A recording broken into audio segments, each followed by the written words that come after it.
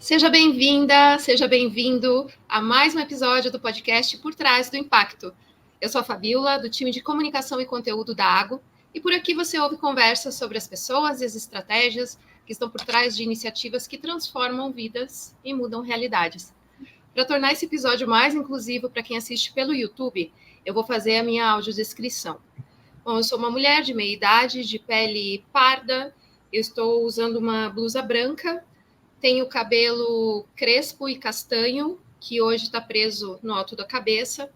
Atrás de mim tem uma parede branca, dá para ver o encosto de um sofá marrom, e tem um quadro colorido pendurado na parede.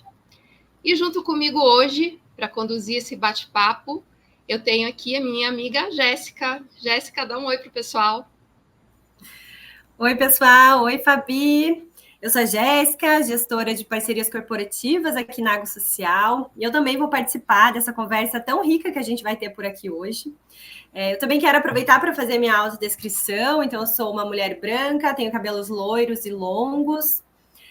Hoje está preso pela metade, eu tenho olhos claros, e hoje eu estou usando um brinco prata com um brilhinho azul, uma blusa colorida, verde, bege e azul escuro, e eu estou com o meu fundo desfocado. Acho que é isso, né? Agora sim, Fabi, vamos começar esse papo, que sempre mostra o que tem por trás do impacto positivo gerado pelas empresas, pelos institutos, pelas fundações. E hoje nós vamos conhecer o que tem por trás do impacto da Electrolux. Certo, Fabi? É isso mesmo. Bom, a Electrolux é uma das marcas mais conhecidas do Brasil, com certeza. Mas eu trouxe alguns dados para situar todo mundo. Para vocês terem uma ideia, 65% dos lares brasileiros têm algum produto da marca Electrolux. Essa empresa já é centenária, nasceu na Suécia e chegou ao Brasil em 1926, vendendo aspiradores de porta em porta. Em 1950, começou a produzir os aparelhos na sua primeira fábrica, que fica em Guarulhos. Hoje são 5 fábricas com mais de 14 mil funcionários. A empresa ainda está com um novo projeto para a 6ª fábrica, que vai ser totalmente sustentável e construída aqui no Paraná. E para contar para a gente sobre o impacto positivo por trás de uma operação tão grande como essa, a gente convidou o diretor de sustentabilidade ESG da América Latina da Electrolux, o João Zeni. Seja bem-vindo, João. E eu queria que você começasse se apresentando para a nossa audiência, contando um pouquinho sobre a sua carreira e fazendo a sua audiodescrição. Legal. Obrigado, pessoal. Primeiro, obrigado pelo convite de estar aqui com vocês. É muito bom poder compartilhar um pouquinho da nossa trajetória, um pouquinho de como a gente realmente quer, o que a gente fala aqui, que é transformar a vida para o melhor, né? Vou começar com a minha audiodescrição também. Então, eu sou um homem branco, com os cabelos na altura da orelha, mais ou menos. Tenho barba, a barba curta, cabelos e olhos castanhos. Estou com uma camisa azul, com o fundo também desfocado aqui na cor de tom meio bege. Mas vamos lá, gente, assim, tentando trazer um pouquinho também da minha experiência e como que eu cheguei na Electrolux. Eu acho que é legal compartilhar um pouquinho. Eu já tenho mais de 15 anos de experiência aí na área de sustentabilidade, já passei com gestões que envolveram diversidade e inclusão, envolveram responsabilidade social, mas a minha estruturação principal é muito mais na área de governança corporativa, de maneira mais geral, e projetos também muito fortes na parte ambiental, né? Mas eu já geria estratégia de sustentabilidade de grandes empresas antes de chegar na Electrolux, como HSBC, Telefônica Vivo, Cielo. Tive uma passagem pelo terceiro setor, que foi riquíssima também, em um instituto aqui de Curitiba, que trabalhava com a parte de democratização e liberdade de expressão e tudo mais. Então, acho que tudo isso vai complementando na nossa trajetória, então, como que a gente compreende o assunto, e até porque ele é um assunto bastante amplo, muito transversal, e que eu costumo falar que de empresa para empresa, ele tem uma maneira de abordar completamente diferente. Isso é muito, muito interessante, né? Eu sou formado em engenharia ambiental, engenharia de segurança do trabalho, mas depois fiz vários cursos em Oxford, na Universidade de Exeter, do Reino Unido, e também em Cambridge, focados em sustentabilidade corporativa, né? E aí passei, então, como eu falei para vocês, na parte do setor de serviços, etc. E agora estou na indústria, que tem, vocês vão ver um pouquinho também, uma abordagem super interessante, né? Então, já fiz gestão de vários assessments aí de bolsa de valores, de Easy, Dow Jones, entre outros, né? Já participei de muitas reuniões de conselho de administração, que eu acho um ponto interessante também, porque A gente sempre costuma falar que sustentabilidade, responsabilidade social tem que estar na agenda da liderança. E aí implementei também alguns sistemas de gestão, como o ISO 14000, entre outros. Então, acho que tem uma bagagem interessante aí que vem sendo construída nos últimos anos. E hoje eu estou como diretor de sustentabilidade da Electrolux para a América Latina. Sou vice-presidente do conselho da ABRE, que é a Associação Brasileira de Reciclagem de Eletroeletrônicos e Eletrodomésticos. E sou coordenador do grupo técnico de sustentabilidade da Eletros também, que é a nossa entidade setorial. Então, estou bastante envolvido aí também com as temáticas com relações governamentais, etc. Então, estamos aí construindo uma agenda positiva aí. Com certeza, aplicando essa bagagem gigantesca, super relevante, né, dentro do setor de impacto em diferentes frentes, isso é excelente. Bom, a gente já vai falar um pouquinho sobre as iniciativas da Electrolux com impacto positivo, né, e eu já posso adiantar que são várias, mas antes de mais nada, João, eu queria saber como é que funciona a estrutura da área interna, né, da Electrolux, que atua com impacto positivo. Qual é a hierarquia? É muita gente trabalhando para isso? Como é que funciona?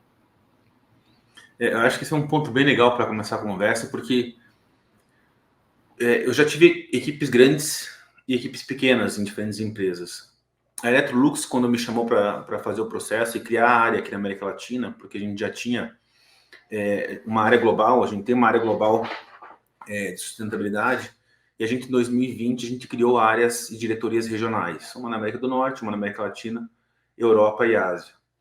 E quando me chamaram para criar essa área, me falaram no processo, falaram assim, João, você não vai ter equipe, né? A gente tem uma abordagem aqui que é um pouco diferente, e eu falei, eu concordo bastante com a maneira de vocês de ver esse assunto. Então, resumindo, eu cuido da América Latina e hoje eu tenho só uma pessoa na minha equipe.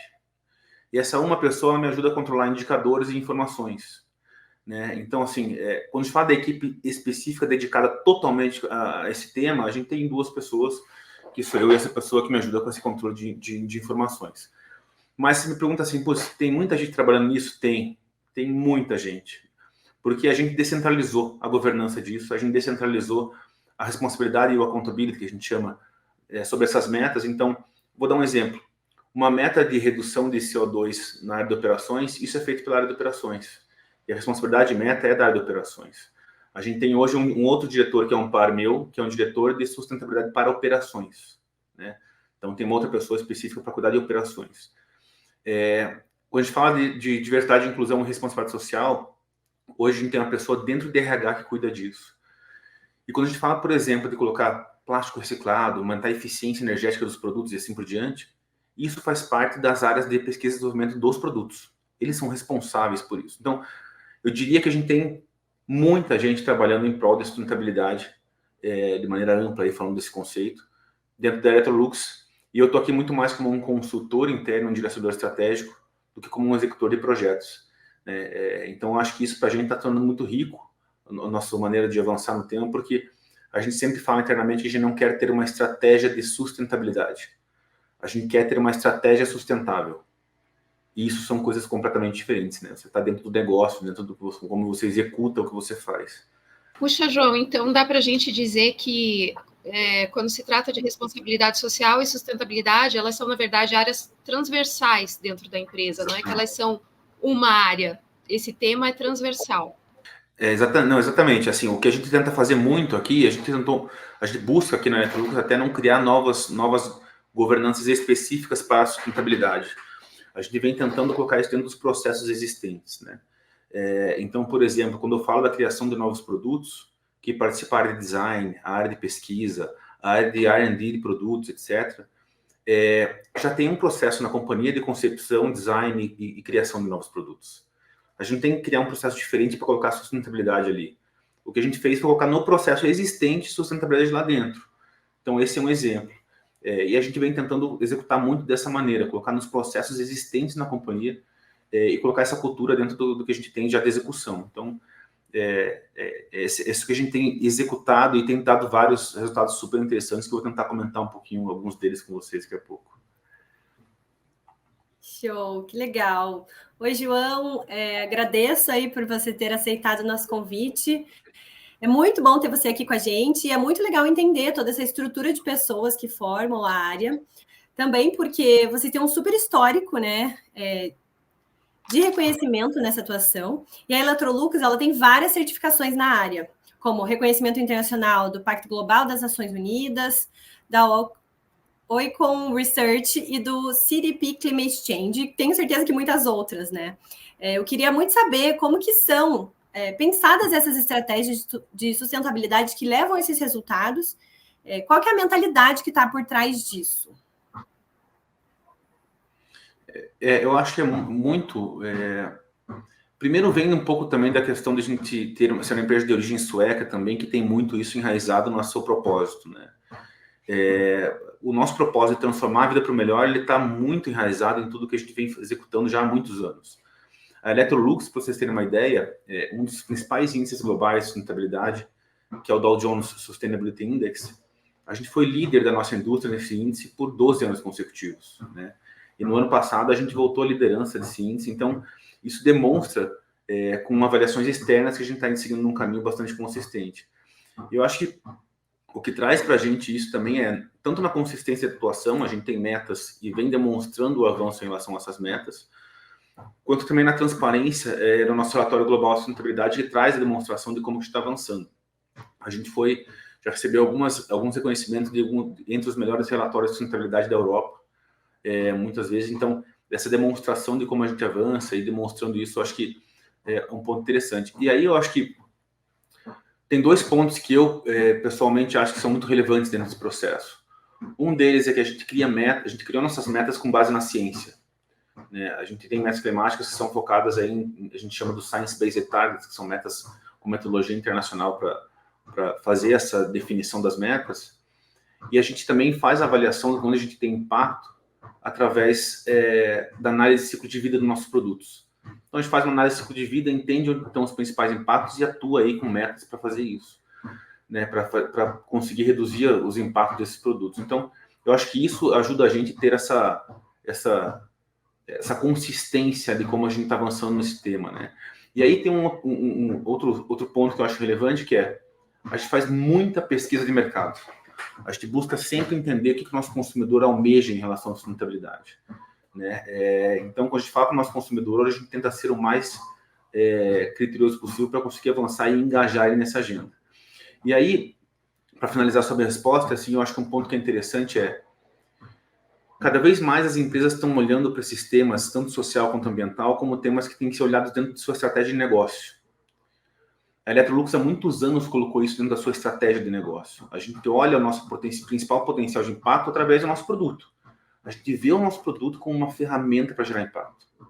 E quando eu falo impacto, tanto o impacto ambiental, de redução do consumo de energia, de água, etc., como o impacto social, porque muitas famílias que têm esses produtos, quando reduz o desperdício de alimentos, com uma geladeira que faz durar mais alimentos, quando reduz o consumo de energia, de água, às vezes reduz um custo que é importante, né, no seu ambiente aí, financeiro doméstico aí, mensal. Então, eu acho que esses pontos todos são pontos importantes aí que ajudam a gente a mostrar como que as nossas inovações contribuem de maneira efetiva para a sociedade, e aí são reconhecidos por esses índices aí que a gente vê, diversos índices que a gente tem reconhecimento global aí.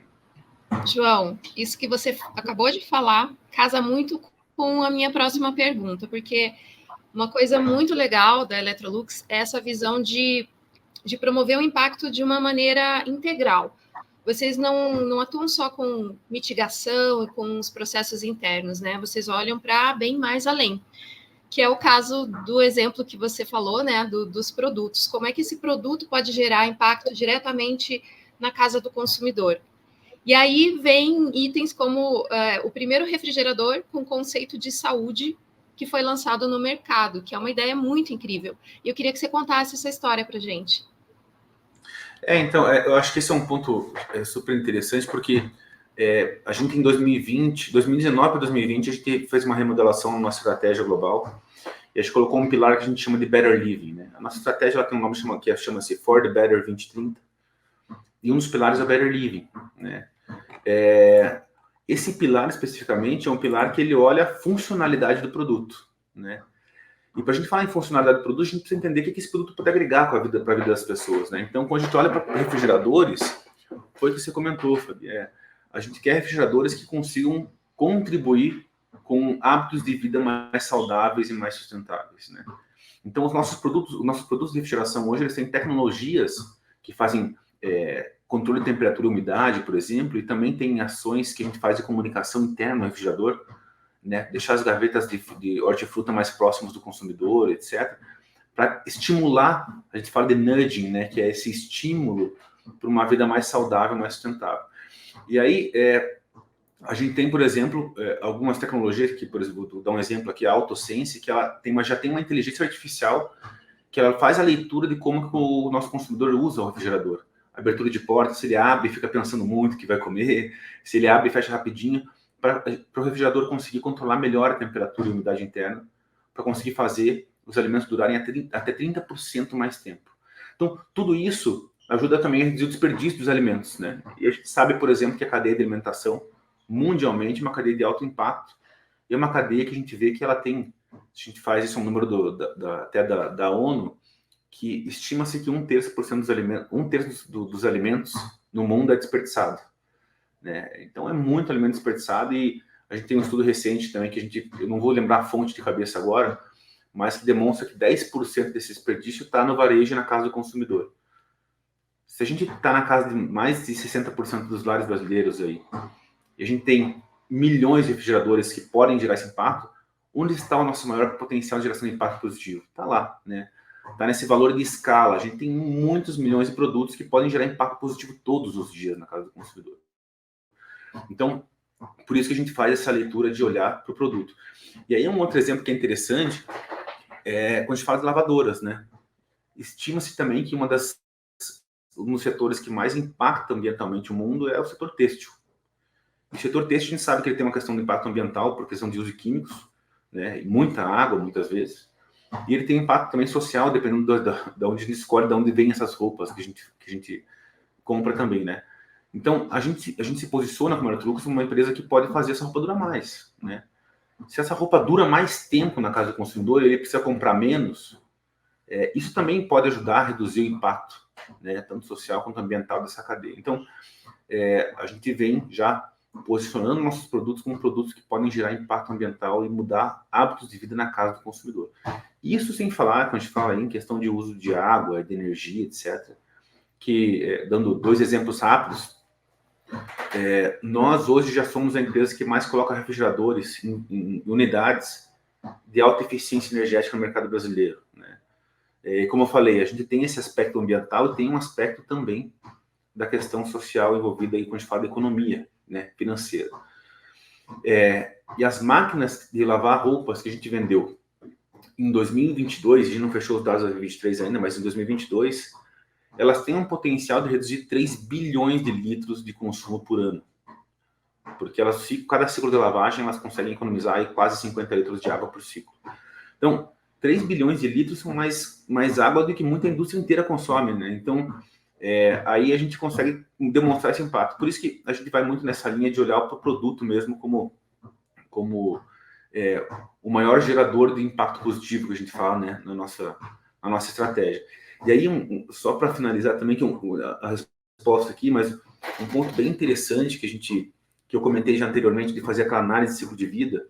Para quem está ouvindo e não conhece o que é análise de ciclo de vida, a análise de ciclo de vida é você conseguir ver desde a extração da matéria-prima do produto até a manufatura dele, a logística, a venda, o uso e o fim de vida, lá que jogou o produto fora, para reciclagem, aonde estão os principais impactos climáticos, né, dessa cadeia como um todo.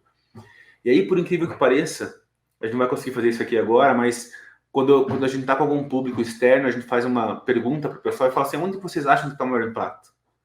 Geralmente vem na logística ou na produção do produto. Mas 86% do impacto está no uso. Por quê? Porque são bens duráveis, né? Nossos produtos ficam, por exemplo, um refrigerador, ele fica 10 anos, 12 anos, 15 anos ligado na tomada direto. Então, ele tem um consumo de energia durante todo esse tempo. E o que a gente tem que fazer? A gente, como Electrolux, a gente quer conseguir reduzir esse impacto. E se esse é o maior lugar que a gente tem impacto, a gente tem que entregar produtos cada vez mais eficientes, né? E uma das frentes que a gente tomou aqui interna como ação, obviamente, muito investimento em inovação e tecnologia, mas a entrega de produtos mais eficientes hoje faz parte da remuneração, uma meta que faz parte dos bônus dos executivos aqui da empresa. Então, 20% da remuneração variável dos executivos da empresa hoje está vinculada ao atingimento de metas climáticas, né? Essas metas aí para reduzir o consumo de energia, principalmente nos refrigeradores, ar-condicionado, máquinas de lavar e assim por diante. Então, eu acho que tudo isso é um pouco do que o produto pode entregar lá na frente, né?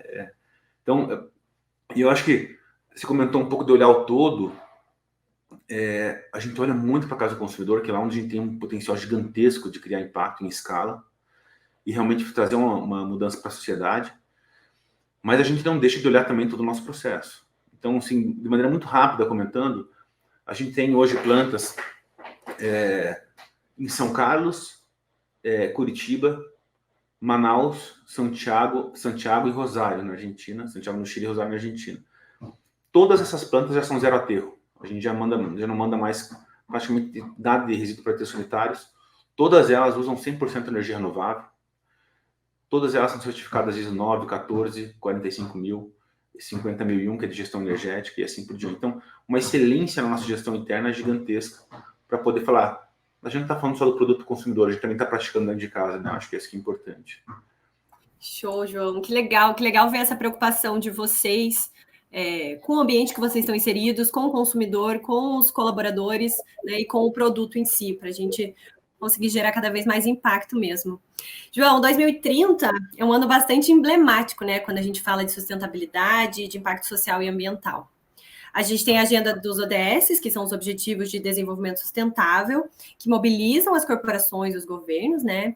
E na Electrolux eu sei que não é diferente, né? Vocês têm alguns compromissos, como, por exemplo, alcançar a neutralidade climática e ter um negócio totalmente circular até lá, que é o que você, né, acabou de nos trazer também.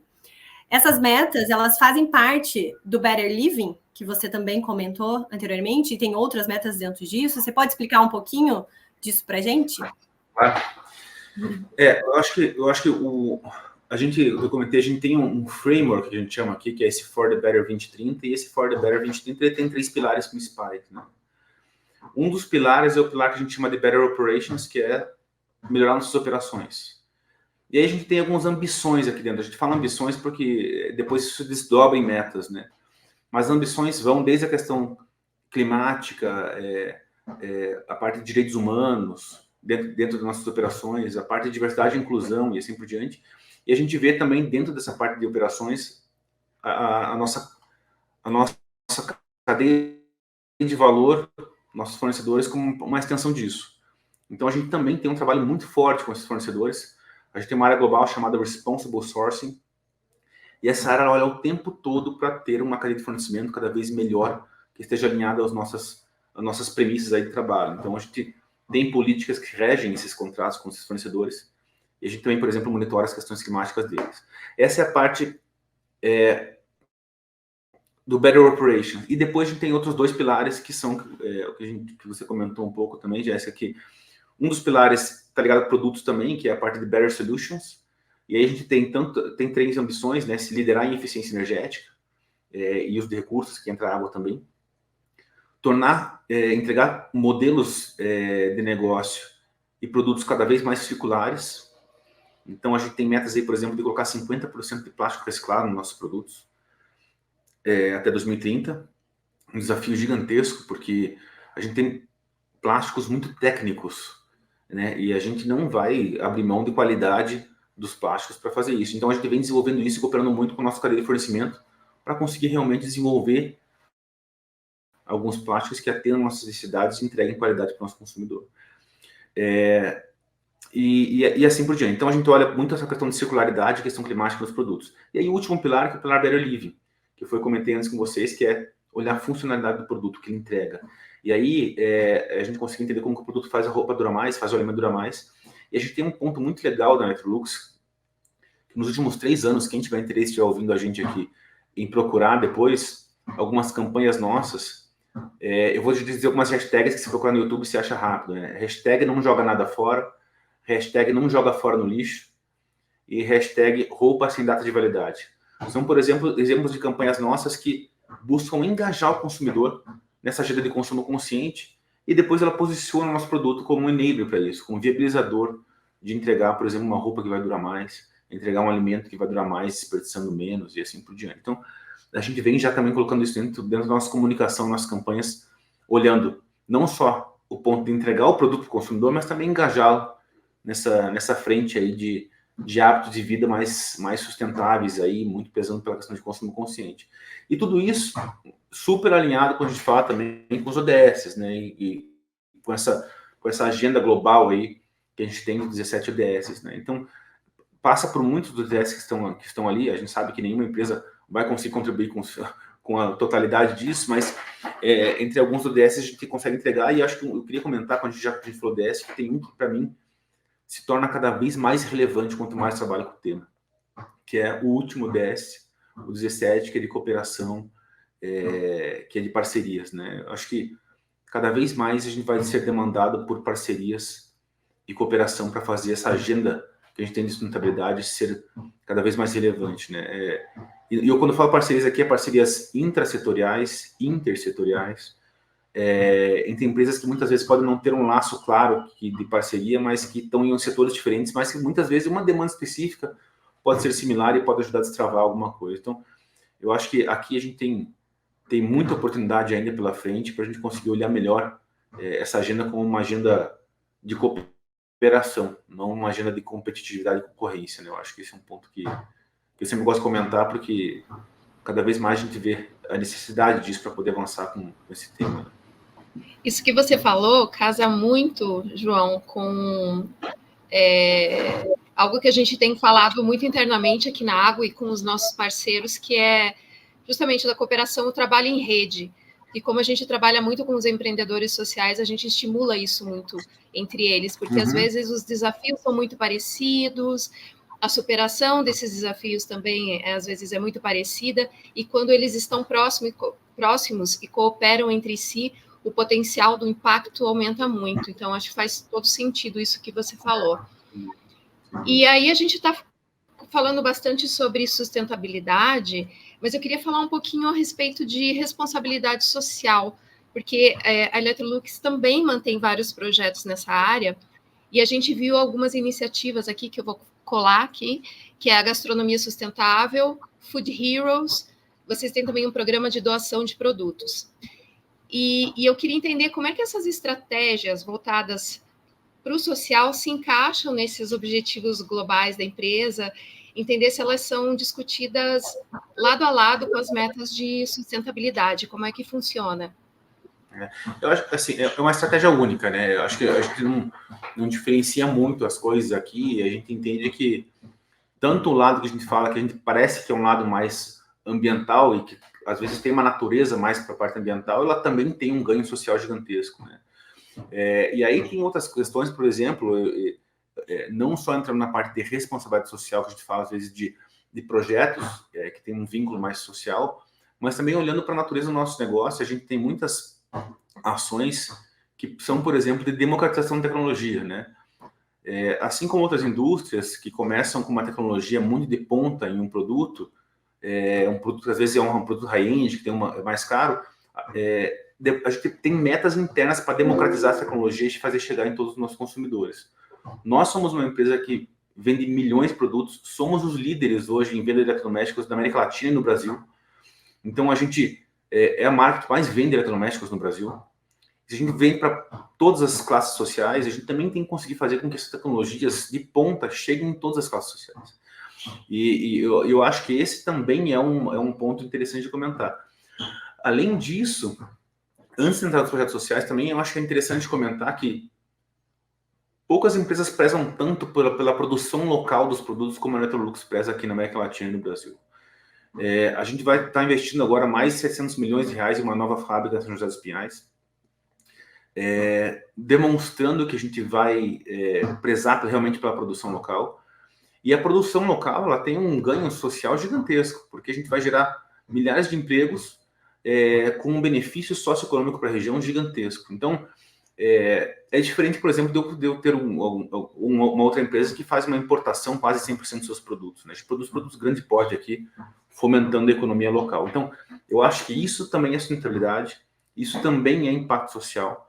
E a gente vem trabalhando muito forte para isso.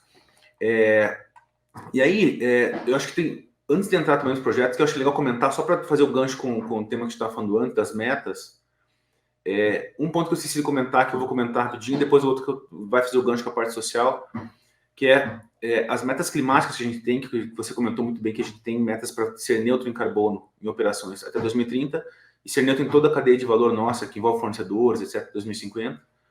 As metas que a gente tinha parciais, que seria até 2025, de redução de 80% das emissões em operações e 25% das emissões do uso do produto, a gente foi uma das primeiras empresas do mundo a conseguir atingir as metas parciais do Science Based Targets, que são as metas baseadas em ciência.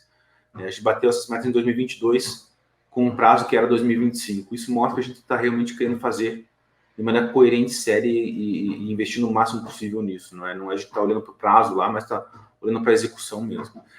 E aí, indo nessa questão de metas também, e aí vou entrar nos projetos sociais, a gente também tem no fim de vida dos produtos projetos que olham como que a gente aumenta a reciclagem dos produtos que a gente vende. Né? A gente tem membro fundador da ABRE, que é a Associação Brasileira de Reciclagem de Eletroeletrônicos e Eletrodomésticos, que a gente já tem mais de 5 mil pontos de coleta espalhados pelo Brasil aí para coletar produtos que são enviados efetivamente depois para reciclagem. E a gente também tem ações próprias nossas. Então, quem compra no nosso site hoje pode contratar um serviço que a mesma pessoa que entregou o teu refrigerador novo, essa mesma pessoa entregadora vai levar o antigo no mesmo momento para reciclagem. Então, a pessoa mora lá no 30º andar, na Avenida Paulista, ela não vai ter que se preocupar em colocar esse refrigerador no elevador, descer e aonde vai destinar isso. A Electrolux facilita isso e vai garantir que a reciclagem seja efetivamente aconteça, né? Então, eu acho que isso também tem uma questão muito da parte social, que a gente também vem trabalhando com a ABRE, em parceria com municípios, em parceria com cooperativas, etc., para garantir essa reciclagem, esse processo aí de retorno dos materiais. E aí, nos projetos que a gente tem, realmente a gente tem várias ações também que a gente olha em relação à responsabilidade social. A gente teve alguns desastres naturais que aconteceram no Brasil durante esse ano, e a gente está muito atento a isso. Muitas famílias e pessoas que perdem tudo nas suas casas, com inundações ou deslizamentos, e assim por diante.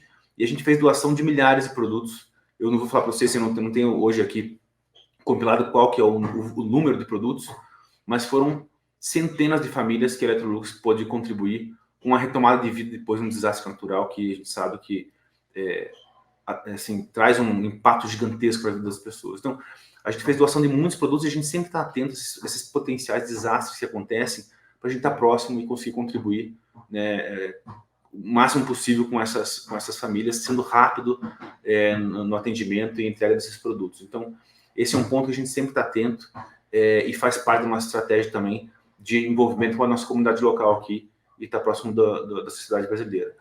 E aí, quando a gente fala dos outros projetos que você comentou, o Food Heroes, ele é um projeto que visa fazer a capacitação e ensino de crianças sobre a questão da alimentação saudável e sustentável. A gente tem um toolkit que está no nosso site, e ele está em português também, é um projeto global nosso. Então, já tem milhares de crianças treinadas pelo mundo aí, ele pode ser utilizado tanto em escolas quanto em famílias.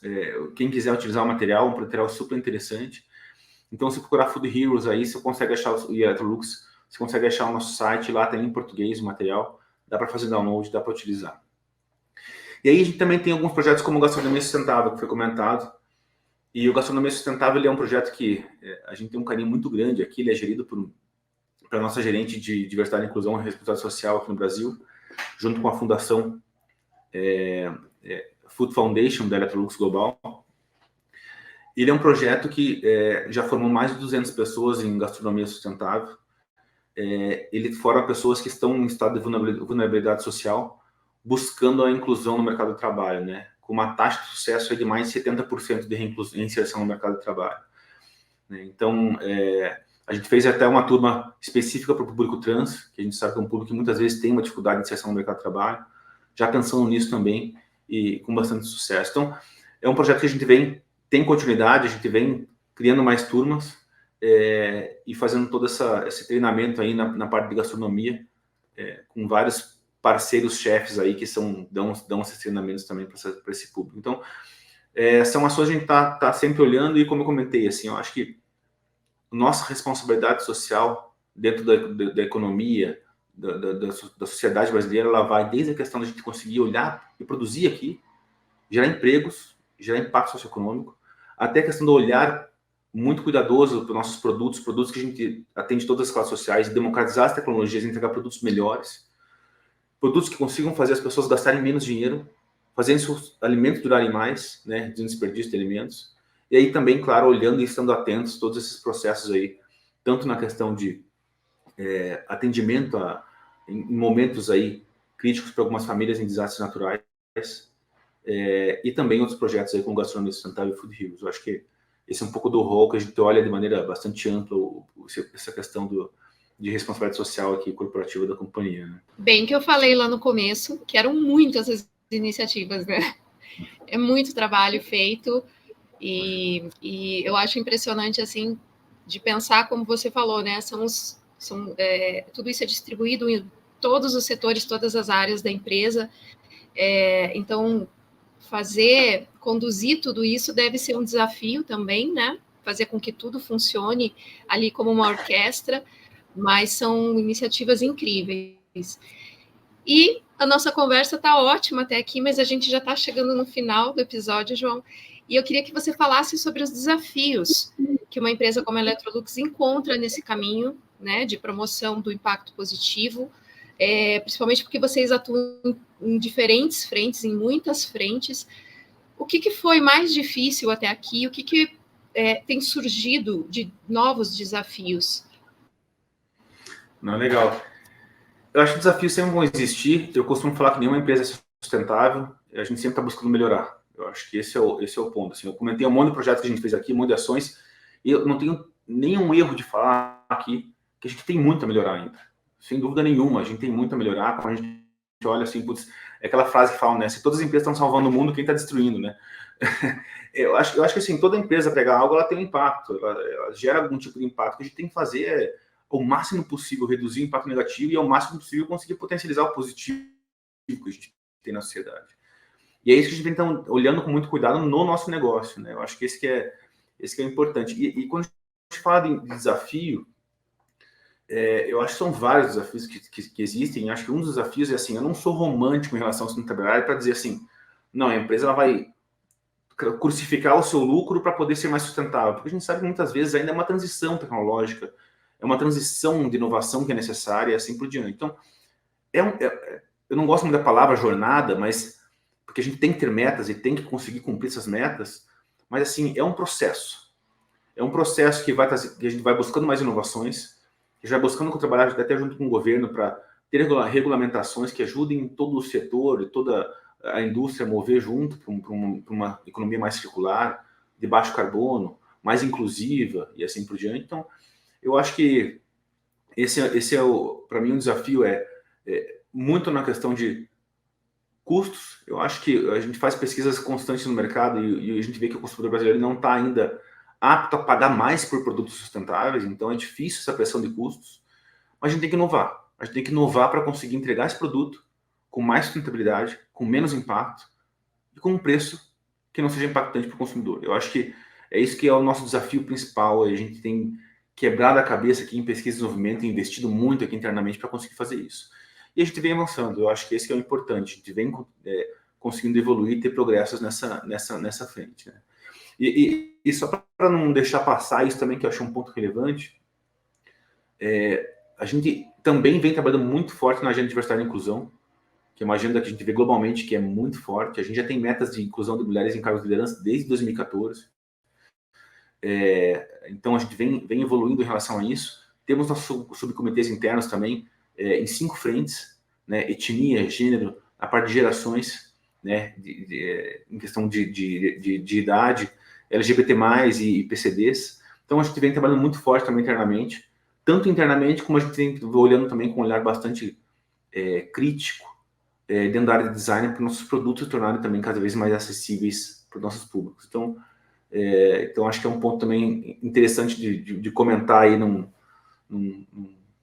desafio, num comentário também, já indo para uma finalização da nossa conversa. João, que legal, parabéns, muito obrigada. Eu acho que só mais uma pergunta, então, para fechar, queria que você trouxesse aqui para a gente, para todo mundo que está ouvindo, né? Justamente porque eu acho que não é um desafio só para a Electrolux, né? Acho que todo mundo que tem buscado aí sustentabilidade, trabalhar com impacto, né? Tem tido muitos desafios. Então, é muito importante momentos como esse que a gente está tendo aqui, a gente compartilhar esse podcast e essas informações para que todo mundo consiga trabalhar, como você mesmo disse, com muita cooperação, né? Porque é só assim que a gente vai conseguir evoluir. E eu queria que você deixasse aqui para a gente qual que é a visão de futuro da área de ESG da Electrolux, onde que vocês querem chegar, qual que é o papel que vocês estão buscando alcançar, pensando num médio e longo prazo aí. Não, legal. Eu acho que um dos pontos que são interessantes da nossa visão a gente não quer ver esse tema como um risco, e sim como uma oportunidade. Eu acho que quando a gente olha querendo ver como oportunidade, a gente quer realmente tentar ajudar a liderar algumas mudanças. Eu acho que essa é uma visão nossa, né? E eu sempre falo essa questão de oportunidade versus risco, porque quem não olhar esses temas como oportunidade nesse momento vai olhar como risco no futuro. Seja um risco do investidores que não querendo colocar dinheiro, seja um risco do mercado, do consumidor, que eu falei para você que ele não está querendo pagar hoje, mas a gente está vendo que a mudança está acontecendo rápido, né? Então, essa consciência do consumidor está mudando, né? A gente vê isso pesquisa a pesquisa. E seja também um risco em relação à questão regulatória. A regulamentação está vindo, né? Então, quando a gente olha para o futuro, a gente tem um propósito muito forte, que é transformar a vida para o melhor. E isso é muito legal aqui na Electrolux, que assim, eu nunca vi uma empresa que tem isso tão enraizado, né? É genuíno de verdade a maneira de os nossos investimentos, discussões internas aqui em relação ao produto, etc., para poder entregar produtos cada vez melhores. A gente quer engajar o consumidor, né, nessa maneira de ver isso. Então, nossas comunicações vêm muito nessa linha. Para o futuro agora, a gente quer nossos consumidores cada vez mais engajados. Na hora de escolher um produto que tem tecnologias que consigam entregar tudo isso para ele. Né? Na hora de escolher uma marca, escolher marcas que estão trabalhando de maneira séria sobre esse assunto. E ter hábitos de vida mais sustentáveis. Então, a gente quer engajar nosso consumidor. Então, isso vai ser sem dúvida, isso vai ser uma coisa que a gente vai trabalhar cada vez mais. Né? E aí, como eu falei da questão de liderar, eu acho que uma coisa que a gente quer muito é também conseguir cada vez mais a gente juntar elas para que a gente consiga cooperações com fornecedores, com o governo, com a sociedade civil, a gente conseguir mudar cada vez mais algumas questões que são importantes. Por exemplo, quando a gente fala de economia circular, né? Para a gente conseguir colocar mais plástico reciclado nos produtos, a gente precisa talvez destravar com que a demanda versus oferta de plástico reciclado fique mais clara, para que produtores de plástico reciclado investam mais nisso. Né? Mas eles, para investir, precisam saber da demanda, precisam ter a demanda certa. Então, eu acho que tudo isso são coisas que a gente quer contribuir de uma maneira, desde a questão de produção, quando a gente fala de matéria-prima, circularidade, em um âmbito mais institucional, até a questão do consumidor aí, estar próximo do consumidor, entregando produtos com design, com qualidade, que durem o máximo de tempo possível e consigam entregar com facilidade hábitos de vida mais sustentáveis para os nossos consumidores. Eu acho que é um pouco dessa nossa visão de futuro aí. É uma visão muito bonita, gostei. Acho que faz um fechamento de tudo que você trouxe, de todas as iniciativas, representa, né, todas as iniciativas que você compartilhou aqui com a gente. E o nosso episódio termina aqui, então eu quero te agradecer muito, João, por você ter aceitado o nosso convite, ter trazido tanta informação, compartilhado tanta experiência aqui com a gente, com as pessoas que estão ouvindo esse podcast. Convido as pessoas também a conhecerem o trabalho da Electrolux nas redes sociais, no site, lá vai ter muita informação, né, João? É isso aí. Eu que agradeço o convite de vocês, para mim é sempre bom conseguir conversar com vocês, conseguir conversar com outros atores que também estão aí tentando, às vezes, congregar informações e repassar informações para mais pessoas. Eu acho que um ponto legal de comentar é que, muitas vezes, quando a gente olha a ESG, né, a parte do meio ambiente, social e governança, e olha grandes empresas falando isso, essas certificações, etc., parece algo tão complexo, né? E muitas vezes não é, gente. Eu acho que o ponto de a gente entender tem que ver o que faz sentido para nós, né? Olhando para alguma empresa, pequenas e médias empresas, muitas vezes, não vão ter que olhar esse indicador do Dow Jones no primeiro momento, não vão olhar muitos outros indicadores, mas o importante é conseguir compreender qual é o seu impacto negativo e qual é o seu impacto positivo e trabalhar em cima disso, né? Eu acho que o importante é começar. Eu acho que esse é o principal ponto que eu acho que eu queria deixar aí como mensagem final. Que o importante é começar, o importante é você olhar para isso e ter ambições claras, metas claras e trabalhar em cima disso, né? Porque se não tiver metas claras e demonstrar esse avanço, é o que a gente fala do greenwashing, né? Que não pode acontecer. Falar que está fazendo e, na verdade, não está fazendo nada por trás, né? Então, tem que demonstrar e tem que ter clareza e transparência. Eu acho que esse é um dos pontos principais. Que legal. Ótimo. Que legal. João, Obrigado, também gente. deixar meu agradecimento aqui para você. Muito obrigada. Foi muito rico esse papo. Espero que contribua muito aí para outras empresas, para os empreendedores, para todo mundo. Quero agradecer a todo mundo pela audiência. E convidar vocês a compartilharem esse podcast, a curtir quem estiver no YouTube e não deixem de acompanhar os próximos capítulos, porque vai ter muita coisa boa pela frente. Obrigada. Obrigado, gente. Obrigado pelo convite. Obrigada, pessoal.